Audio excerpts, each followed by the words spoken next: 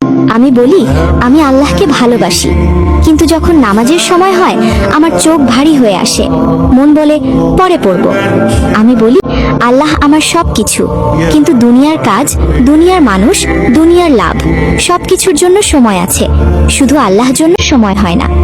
আমি বলি আমি মুসলিম, কিন্তু কুরআন খুলতে আমার অলসতা লাগে, আর ফোন খুলতে 1 সেকেন্ডও দেরি হয় না। আমি জান্নাত চাই, আমি আল্লাহ রহমত চাই, কিন্তু যেই গুনাহ আমাকে আল্লাহ থেকে দূরে নিয়ে যায় সেই গুনাহ ছাড়তে আমার মন চায় না। আমি দোয়া করি ইয়া আল্লাহ আমাকে ক্ষমা করে দাও, কিন্তু সেই একই গুনাহ আবার করতে আমার অন্তর কাঁপে না। আমি দাবি করি আমি আল্লাহকে ভালোবাসি, কিন্তু তার আদেশ আর আমার নফসের মধ্যে যখন বেছে নিতে হয় আমি বেশিরভাগ সময় নফসকেই বেছে নিই।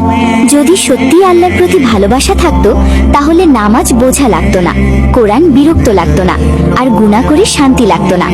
কারণ ভালোবাসা শুধু মুখের কথা না, ভালোবাসা ত্যাগ চায়, ভালোবাসা আনুগত্য চায়, ভালোবাসা প্রমাণ চায়।